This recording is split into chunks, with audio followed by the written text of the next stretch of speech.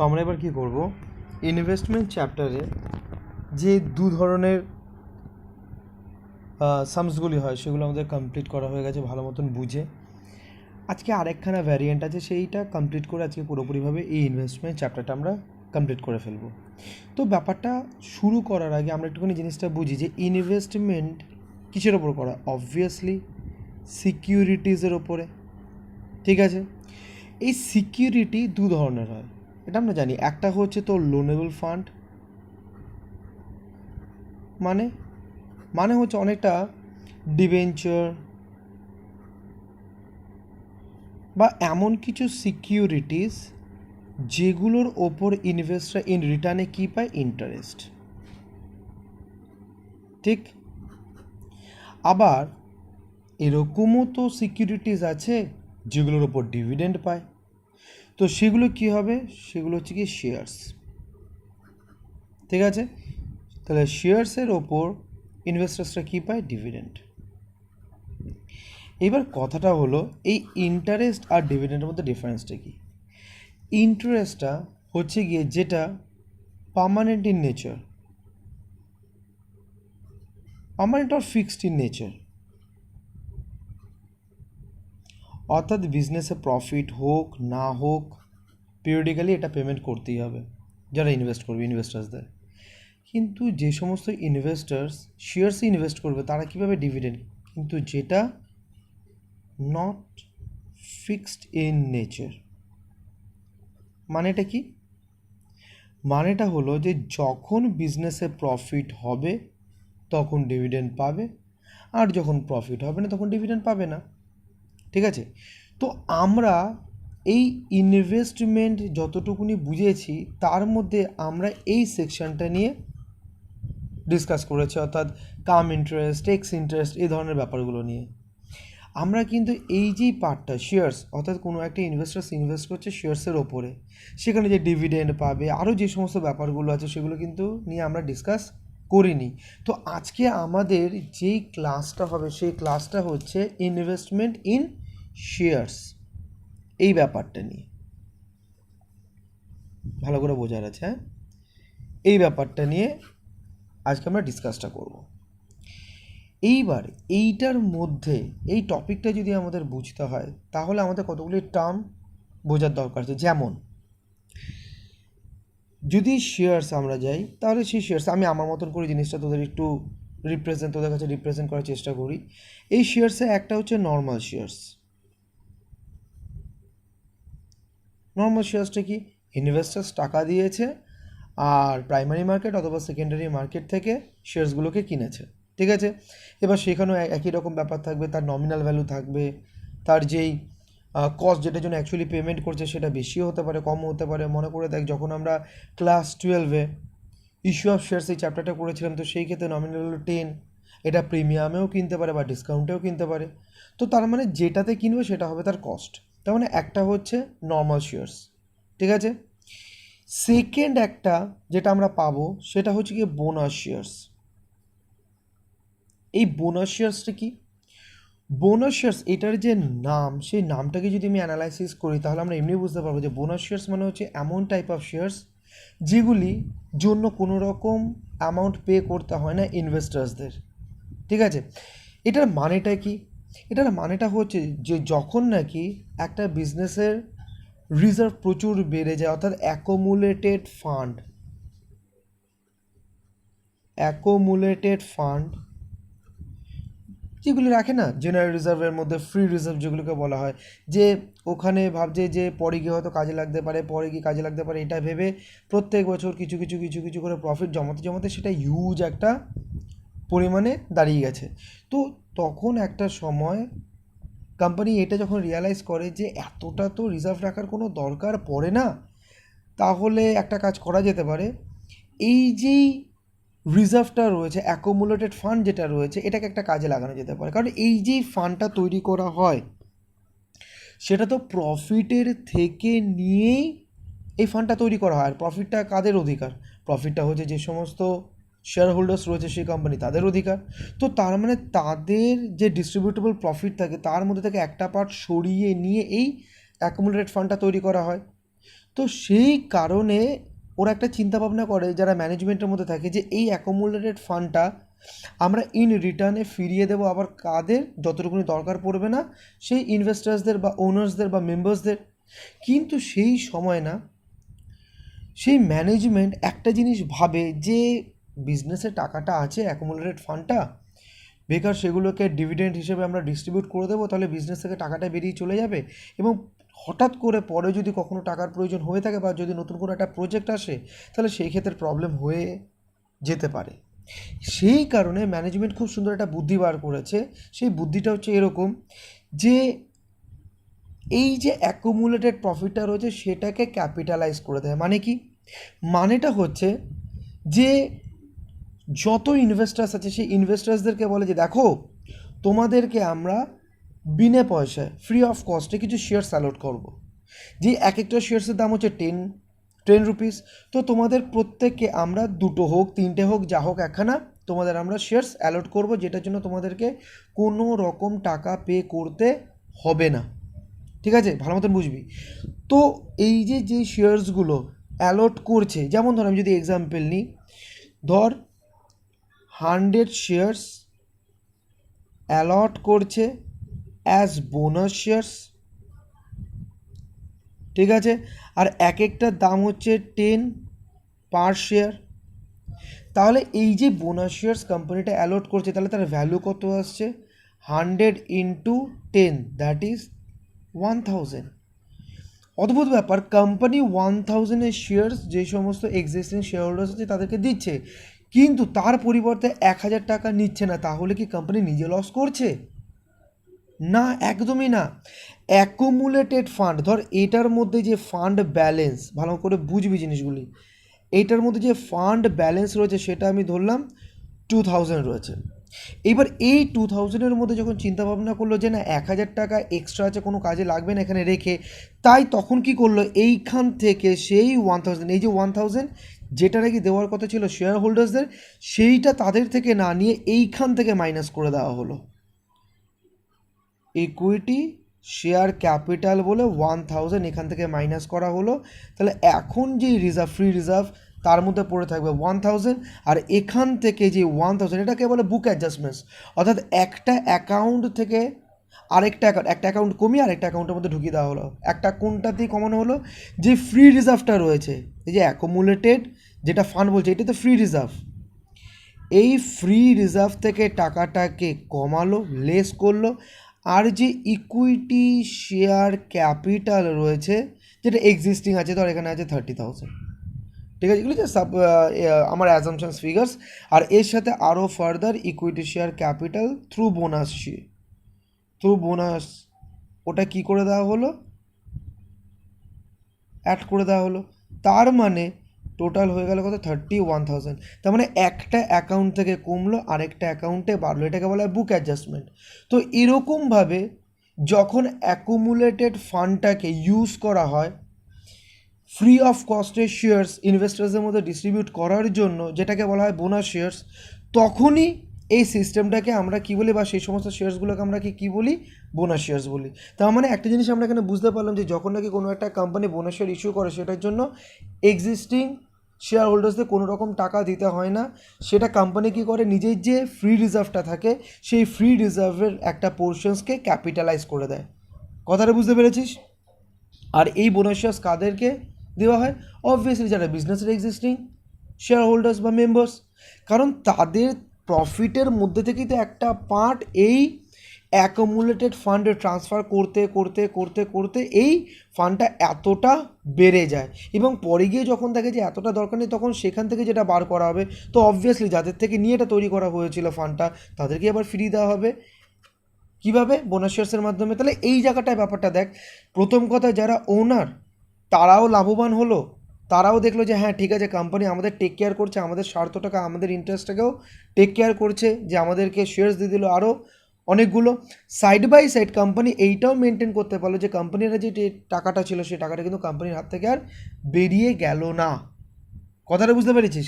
তাহলে এইটাও বুঝতে পারলি যে বোনাস শেয়ার্স কাকে বলে, তাহলে নর্মাল শেয়ার্সটাও বুঝতে পারলি, বোনাস শেয়ার্সটাও বুঝতে পারলি। আরেকটা জিনিস যেটা আমাদের জানার দরকার আছে সেটা হচ্ছে রাইট ইস্যু। বা রাইট ইস্যুই ধর, মানে shares in mode of right issue. এইটা আবার কি এই রাইট ইস্যু জিনিসটা? শুনি, ভালো করে বুঝিও। দেখ,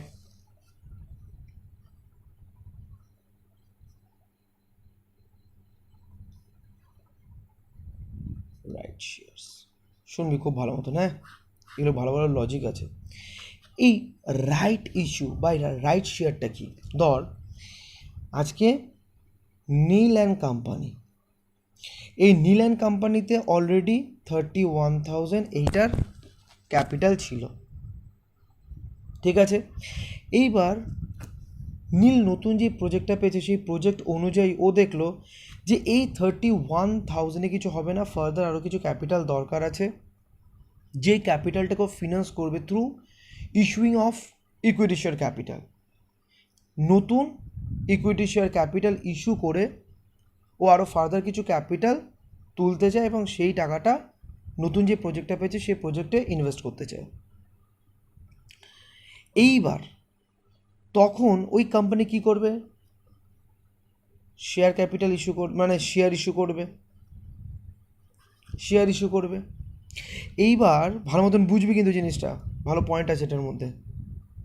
ধর এই নীল অ্যান্ড কোম্পানিতে সহেলির শেয়ার্স কত? সহেলির শেয়ার্স আছে 30%। তার মানে হচ্ছে কত? 31,000-এর, আচ্ছা একটা কাজ করি, এটা হচ্ছে 3100, এটা হচ্ছে টোটাল নাম্বার অফ শেয়ার্স। এর 30% শেয়ার্স কে হোল্ড করে রয়েছে? সহেলি। সে যাই ওর স্বার্থ থাকুক না কেন, সেটা ট্রেড ইনভেস্টমেন্টও হতে পারে, তোরা তো জানিস ট্রেড ইনভেস্টমেন্ট কথাটার মানে কি। তার মানে সহেলিকে কিন্তু এই 30%, অর্থাৎ নীল অ্যান্ড কোম্পানির যত শেয়ার্স হবে তার কিন্তু 30% ওকে হোল্ড করে রাখতেই হবে, কারণ ওর লং টার্মে ইন্টারেস্ট রয়েছে, ঠিক আছে। এইবার ধর নিউ যে শেয়ার্স ইস্যু করা হচ্ছে সেটা আমি ধরে নিচ্ছি 1,000 শেয়ার্স, ঠিক। এবার এই 1,000 শেয়ার্স যদি ফ্রেশ ইনভেস্টার্সদের কাছে বিক্রি করা হয় তাহলে total number of shares after issuing, total of number of shares কত হয়ে যাবে? 3100 প্লাস 1,000 শেয়ার্স। সেই ক্ষেত্রে সহেলি যতটা হোল্ড করে রেখেছিল, যেই পার্সেন্টেজটা ছিল দ্যাট ইজ 30%, তখন কি আর 30% আর হোল্ডিংটা ও মেনটেন করতে পারবে? বুঝলি না? দেখ তাহলে আরেকটু ভেঙে বলি।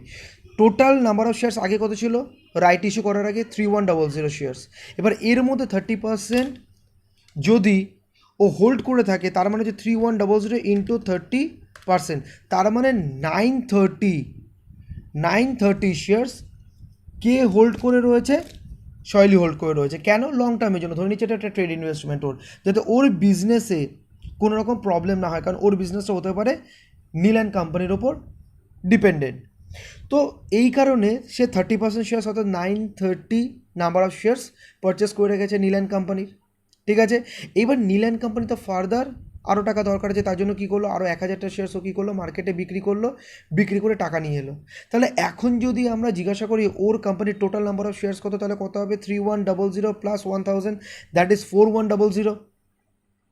এইবার তোদের কাছে আমার প্রশ্ন যে এই পরিস্থিতি, অর্থাৎ যখন নতুন নাম্বার অফ শেয়ার্স হয়ে গেল 4100, সেই সময় সহেলি কি ওর প্রয়োজন অনুযায়ী যেটা দরকার ছিল 30% শেয়ার্স হোল্ড করে রাখা নীল অ্যান্ড কোম্পানির, সেটাকে এখন আর 30% ও মেনটেন করতে পারলো?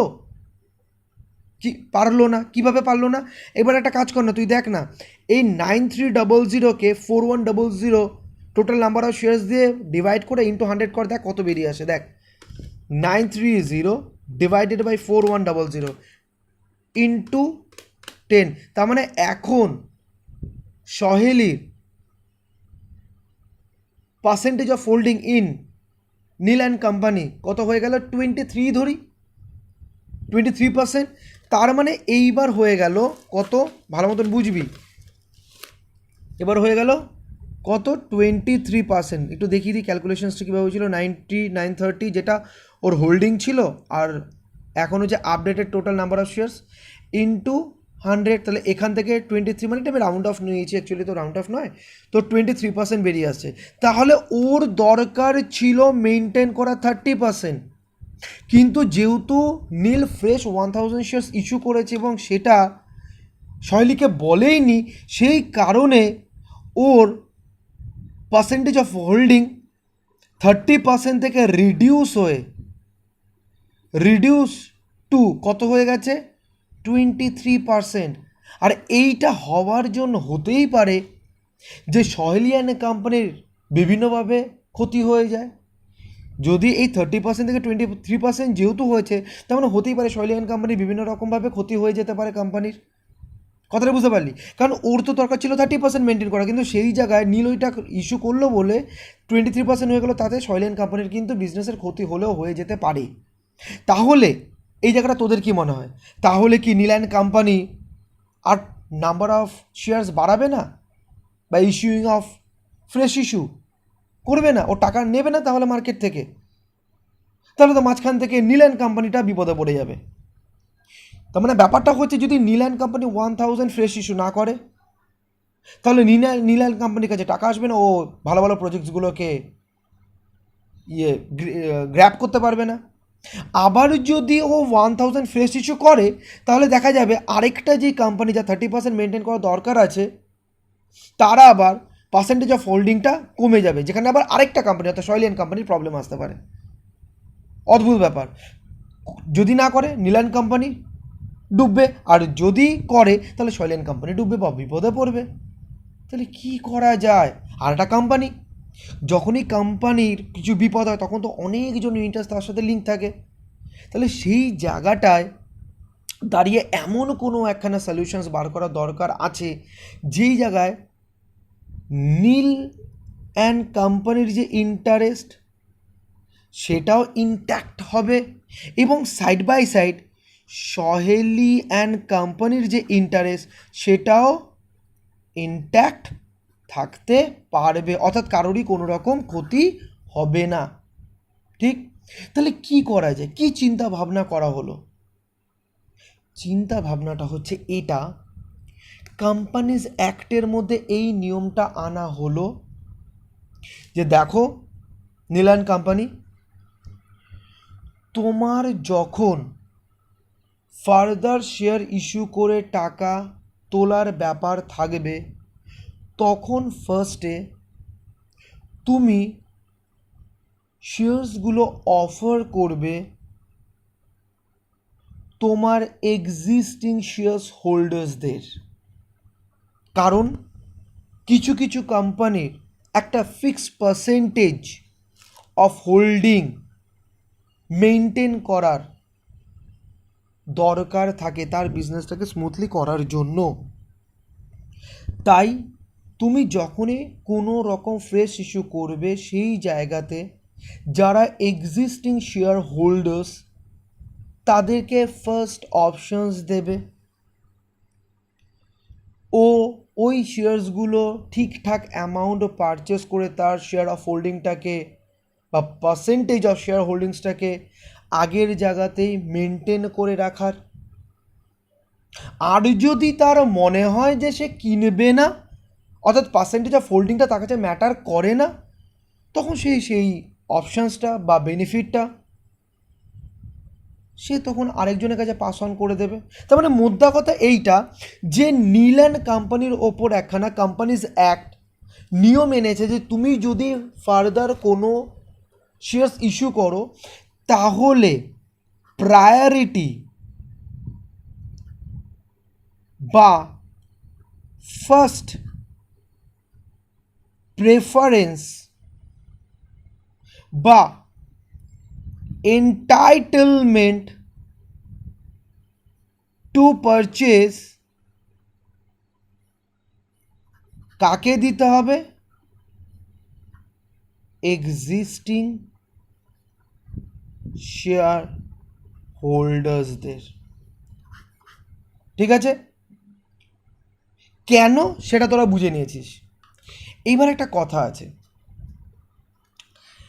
যে এই আমরা এখানে না প্রায়োরিটি ওয়ার্ডটা পেলাম, ফার্স্ট প্রেফারেন্স পেলাম, আবার সেটার আরেকটা মানে হচ্ছে এন্টাইটেলমেন্ট টু পারচেস, মানে ফার্স্টে অধিকার দেওয়া যে তোমরা এই ধরনের যে শেয়ারসগুলোকে কিনতে পারবে তোমরা যদি তোমাদের পার্সেন্টেজ অফ হোল্ডিংটাকে সেম পার্সেন্টেজে মেনটেন করতে চাও। তো আমরা কি করব, এই প্রায়োরিটি আর ফার্স্ট প্রেফারেন্স এই দুটো ওয়ার্ডকে আমরা ডিসকাশনসে আনবো না, যেই ওয়ার্ডটা ইউজ হয় সেই ওয়ার্ডটাকে নিয়েই আমরা ডিসকাশনসটা স্টার্ট করবো, যেটা হচ্ছে এন্টাইটেলমেন্ট। ঠিক আছে, তাহলে এই এন্টাইটেলমেন্ট ব্যাপারটা কি হচ্ছে, যে যখনই নাকি কোম্পানি নতুন কোনো শেয়ার ইস্যু করে তখন ফার্স্টে সেই এন্টাইটেলমেন্ট, আচ্ছা আরেকটা ওয়ার্ড বসিয়ে দিই, রাইট। রাইট, যে ফার্স্ট রাইটটা কারা পাবে সেই শেয়ারসগুলোকে কেনার জন্য, যারা এক্সিস্টিং শেয়ার হোল্ডার্স। ঠিক আছে, তো তার মানে এই যে একটা রাইট পাচ্ছে এক্সিস্টিং শেয়ার হোল্ডার্সরা, সেই রাইটটা অ্যাপ্লাই করে যেই শেয়ারসগুলো কিনবে সেই শেয়ারসগুলোকেই বলা হবে রাইট শেয়ারস। ঠিক আছে, এই যে রাইট ইস্যু ভালো মতন বুঝবি, এই যে রাইট শেয়ারস বা যাই বল এন্টাইটেলমেন্ট, এই এন্টাইটেলমেন্টটা কি করতে পারে ভালো মতন শুনবে। হ্যাঁ, এই এন্টাইটেলমেন্ট অর্থাৎ যে বেনিফিটটা পেয়েছে, যে রাইটটা পেয়েছে, যে ফার্স্টে এই শেয়ারসগুলো আমি কিনতে পারবো, আমি একজন এই কোম্পানির এক্সিস্টিং শেয়ার হোল্ডার্স, এই এন্টাইটেলমেন্ট বা এই রাইটটাকে এক্সিস্টিং শেয়ার হোল্ডার্স দুভাবে ট্রিটমেন্ট করতে পারে। ফার্স্ট ট্রিটমেন্টটা হচ্ছে apply the entitlement or right to purchase right shares। তার মানে একটা হতে পারে যে যেই রাইট আর এন্টাইটেলমেন্টটা পেলে সেটাকে কাজে লাগিয়ে শেয়ারসগুলো কিনে নিতে পারে। আরেকটা হতে পারে sale of the entitlement to the outsiders। মানে কি, যেই এন্টাইটেলমেন্টটা পেয়েছে এক্সিস্টিং শেয়ার হোল্ডার্স, সেই এন্টাইটেলমেন্টটা সে বাইরের কাউকে বিক্রি করে দিতে পারে। তোদের মনের মধ্যে একটা প্রশ্ন আসতে পারে, বাইরের জন তো এমনি কিনতে পারবে, তাহলে আবার বিক্রি করার কি আছে? আরে যারা এক্সিস্টিং শেয়ার হোল্ডার্স তাদের কাছে তো ফার্স্ট রাইটটা আছে। তো তার মানে যে সমস্ত আউটসাইডার্সরা চায় যে এই কোম্পানির শেয়ার্স কিনতে, তারা যদি এই এন্টাইটেলমেন্টটা পায়, অর্থাৎ যেটা এক্সিস্টিং শেয়ার হোল্ডার্সকে অফার করা হয়েছে, তাহলে সেই পরিমাণ শেয়ার্সটা কিন্তু আউটসাইডার কিনে নিতে পারবে। আর সেটা যদি ভালো কোম্পানি হয় তাহলে তো সবারই একটা ডিমান্ড থাকবে। আর আমরা এটা 12-এর ইস্যু অফ শেয়ার্স চ্যাপ্টারের মধ্যে দেখেছিলাম যে যতজন অ্যাপ্লাই করে ততজনই যে আলটিমেটলি ওই কোম্পানির শেয়ার্সের অ্যালটমেন্টটা পায় তা কিন্তু নয়, অনেক তো রিফান্ডও হয়ে যায় বা রিজেক্টও হয়ে যায়। তো সেই কারণে কেউ যদি চায় যে আমি এই কোম্পানির শেয়ার যত টাকাই হোক না কেন সেই টাকাটা দিয়ে কিনবো, তখন তারা এই ধরনের এন্টাইটেলমেন্টসগুলো কিন্তু যারা এক্সিস্টিং শেয়ার হোল্ডার্স আছে তাদের থেকে কিনে নেয়। ঠিক আছে, তাহলে এইবার কথা হচ্ছে, ধর আমি একটা এক্সাম্পল দিই, একটা এক্সাম্পল ধর কোম্পানি অর্থাৎ নীল অ্যান্ড কোম্পানি রাইট ইস্যু করলো কীরকম, যে দেখো কোনো শেয়ার হোল্ডার্সদের কাছে যদি 3টে শেয়ার্স থাকে, 3 শেয়ার্স হোল্ড, যদি 3টে শেয়ার্স হোল্ডে থাকে তার জন্যে 2 right shares will be allotted. বলছে যেটা একটা রেশিওতে দেওয়া হয় আর কি, যে যেই সমস্ত শেয়ার হোল্ডার্সের কাছে 3টে আছে তাদেরকে 2টো রাইট শেয়ার্স কেনার একটা এন্টাইটেলমেন্ট দেওয়া হচ্ছে বা রাইট দেওয়া হচ্ছে। বোঝা গেল?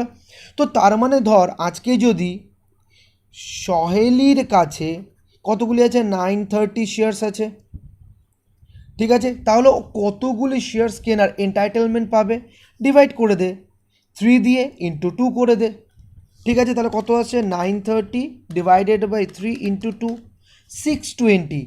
ও 620 শেয়ার্স কেনার ওর কিন্তু অধিকার আছে, ঠিক আছে? ফার্স্ট অধিকারটা ওর কাছেই গেছে।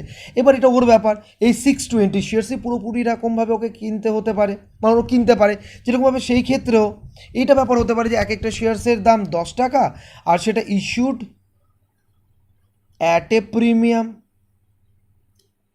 Of ₹2 per shares. তো তার মানে এক একটা শেয়ার্সের জন্য কত দিতে হবে? 12 করে দিতে হবে। এবার যদি সহেলি ভাবে যে 620 শেয়ার্সইও কিনে ফেলবে, তাহলে কতকে পে করতে হবে? 620 ইন্টু 12। আবার কি ভাবতে পারে? আবার ভাবতে পারে যে একটা কাজ করি, 620-র মধ্যে 500 শেয়ার্সটা আমি কিনি, আর বাদবাকি যে 120 শেয়ার্সের যে এন্টাইটেলমেন্টটা আছে বা রাইটটা আছে, সেটা আমি আরেকজনের কাছে বিক্রি করে দেবো।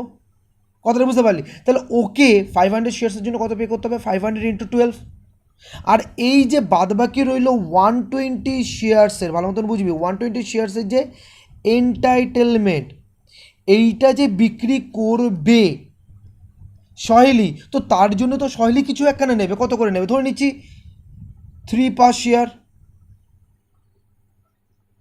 যে এক একটা শেয়ার্সের জন্য আমার এই এন্টাইটেলমেন্টটা যদি নিতে হয়, তাহলে এক একটা শেয়ার্সের জন্য তোমাকে 3 টাকা করে দিতে হবে। কথাটা বুঝতে পারলি? তো এই ক্ষেত্রে একটা এক্সট্রা ইনকাম কত হয়ে যাবে? 120 ইন্টু 3, দ্যাট ইজ 3 × 36, 360। এটার একটা এক্সট্রা ইনকাম। এই যে এক্সট্রা ইনকামটা, এই এক্সট্রা ইনকামটা কোথায় এসে পড়ে? প্রফিট অ্যান্ড লস অ্যাকাউন্টের এই সাইডে, কারণ এটা তো একটা এক্সট্রা ইনকাম, ইনডিরেক্ট নেচারের ইনকাম। কথাটা বুঝতে পারলি? আর আরেকটা সিচুয়েশন কী হতে পারে? 620 শেয়ার্সের যে এন্টাইটেলমেন্টটা পেয়েছে, ও মনে মনে ভাবলো যে না, আমার দরকার নেই কোনো রকম এখান থেকে কেনা। তখন কী করতে পারে? পুরো 620 শেয়ার্সটার যে এন্টাইটেলমেন্ট রয়েছে সেটা বাইরে বিক্রি করে দিতে পারে সেই 3 টাকাতে। তার মানে 620 ইন্টু 3 এটা করে দিলে বেরিয়ে আসবে যে ও 1860 এই অ্যামাউন্টটা ও একটা এক্সট্রা ইনকাম হিসেবে পাচ্ছে। কি? Sale of entitlement of right shares. সেই 1860 এটাকেও প্রফিট অ্যান্ড লস অ্যাকাউন্টে কি সাইডে এন্ট্রি করে দেবে। কথাটা বুঝতে পারলি? কোনো রকম অসুবিধা নেই, ঠিক আছে? তো এইগুলি মাথায় রাখবি। তাহলে রাইট শেয়ার কি, রাইট শেয়ারটা কীভাবে ইস্যু করা? ঠিক এরকমভাবে যে এতগুলি শেয়ার যে হোল্ড করে রেখেছে, তাহলে তাকে এতগুলি শেয়ার্স কেনার জন্য একটা রাইট বা এন্টাইটেলমেন্ট তাকে দেওয়া হবে। এবার যে এন্টাইটেলমেন্টটা সে পাচ্ছে, সেই share holders, existing share holders সেই এন্টাইটেলমেন্টটাকে পুরোপুরিভাবে কাজে লাগাতে পারে, পুরো রকমভাবে কাজে লাগাতে পারে এবং শেয়ার্সগুলোকে কিনতে পারে। আর রাইট শেয়ার যখন ইস্যু করা হয়, যেরকম বোনাস শেয়ারের ক্ষেত্রে গিয়েছিল, এটা ফ্রি অফ কস্টে, কিন্তু এইখানে যে রাইট শেয়ারটা ইস্যু করছে সেটা নীল কিসের জন্য? কারণ ও তো ফান্ড দরকার আছে, তবে গিয়ে ও এটা ইস্যু করছে। তো সেই কারণে এখানে 10 নমিনাল ভ্যালু, আবার এখানে যে 2 প্রিমিয়াম, সেটা অর্থাৎ 12 টাকা করে এক একটা শেয়ার্স ইস্যু করছে। তো সেই জায়গায় রাইট শেয়ার্স নিতে গেলে কিন্তু টাকা পেমেন্ট করে তারপর রাইট শেয়ার্সগুলোকে পেতে হয়। বুঝতে পারলি? তাহলে আজকে পুরোটাই যদি কিনে নেয়, তাহলে 620 ইন্টু 12 মাল্টিপ্লাই করে যত টাকা আসে তত টাকা দিতে হবে সহেলিকে। আর যদি ও মনে করে যে 620-র মধ্যে 500 আমি কিনবো, আর বাদবাকি 120 যে এন্টাইটেলমেন্টটা রয়েছে সেটা আউটসাইডার্সকে বিক্রি করে দেবো, ঠিক আছে? সেই বিক্রির জন্য এক একটা চাইছে কত? এক একটা শেয়ার্সের জন্য 3 টাকা। তাহলে 120 শেয়ার্স এন্টাইটেলমেন্ট, আর এক একটা হচ্ছে 3। তাহলে এখান থেকে যে 360 আসে, সেই 360টাকে একটা ইনডাইরেক্ট ইনকাম হিসেবে সে প্রফিট অ্যান্ড লস অ্যাকাউন্টে কে সাইডে এন্ট্রি করে দেবে। আর যদি মনে করে 620-র মধ্যে কিছুইও কিনবে না, পুরোটাইও বিক্রি করবে এন্টাইটেলমেন্টটাকে, তো সেই ক্ষেত্রে 620 ইন্টু 3, দ্যাট ইজ 1860, পুরোটাইও ইনডাইরেক্ট ইনকাম হিসেবে প্রফিট অ্যান্ড লস অ্যাকাউন্টে ক্রেডিট করে দেবে, ইনডাইরেক্ট নেচারের ইনকাম বলে। কথাটা বুঝতে পারলি? তো তার মানে আমরা এই যে সিকিউরিটি, যেটা শেয়ারের ক্ষেত্রে যে আরও ডিফারেন্ট শেয়ার্সগুলি হয়, normal shares, bonus shares, right shares, এই ধরনের জিনিসগুলো আমরা কিন্তু বুঝে নিলাম যে এগুলি কোনটা কোনভাবে আমরা কনসেপচুয়ালি বুঝবো যে কোনটা বোনাস শেয়ার, কোনটা রাইট শেয়ার, কীভাবে এটা রোল প্লে করে একটা বিজনেসের ক্ষেত্রে, ঠিক আছে? তো প্রত্যেকটা জিনিস সম্পর্কে আমাদের একটা ক্লিয়ার ভিউ তৈরি হয়ে গেছে, ঠিক আছে?